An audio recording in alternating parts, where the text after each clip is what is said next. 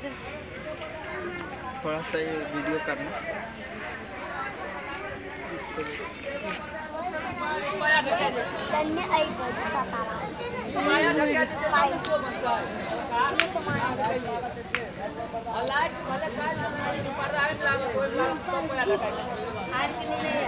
बोले साची दरबार की, भक्त और भगवान की।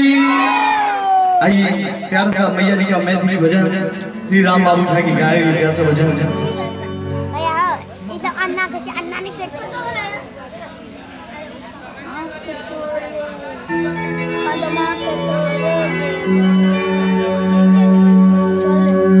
माटी की मूर्ति के हन सुंदर देवी माई के,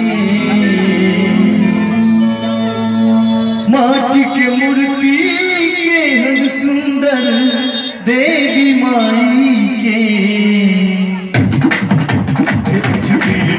सुहावन लागे हमरा माई के, सुहावन लागे हमरा माई के।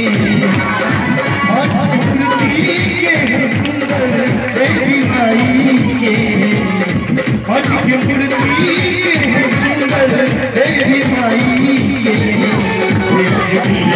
सुहावन लागे हमरा माई के, सुहावन लागे हमरा माई के।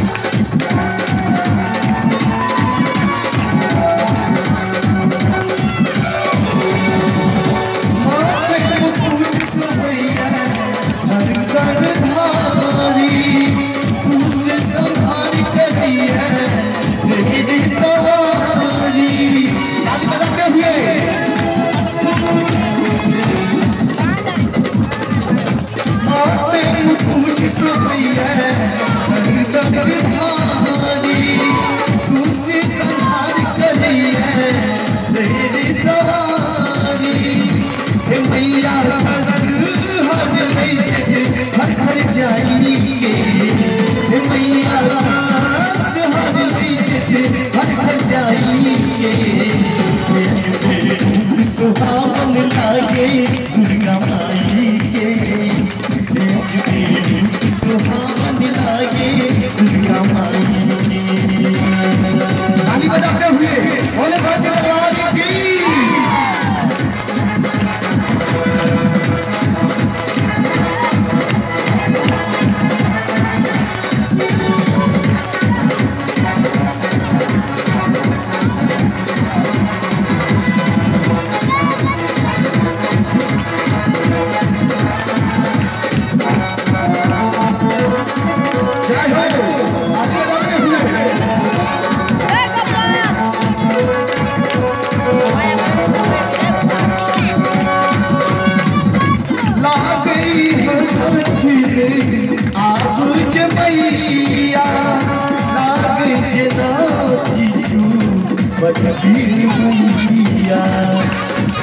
ताली बजाते हुए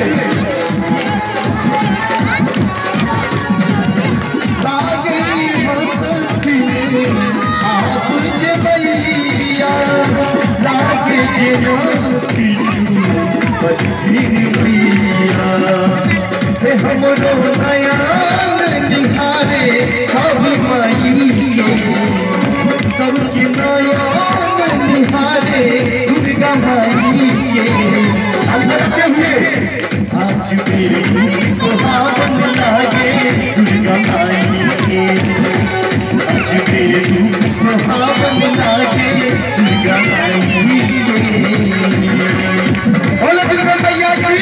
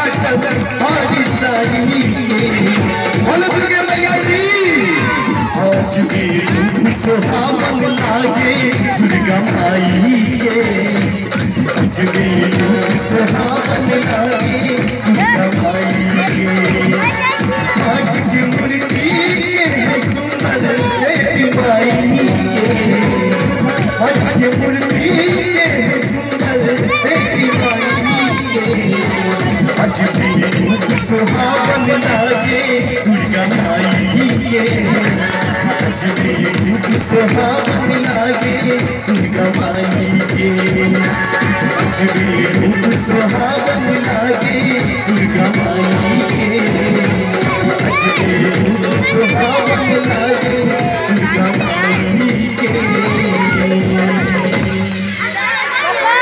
बोले सच्चे दरबार की और सुंदर सा आशीर्वाद महंत जी के और सा 201 रुपए का आशीर्वाद एक बार हमारा महंत जी के लेने के बाद जोरदार ताली हो जाए। बोले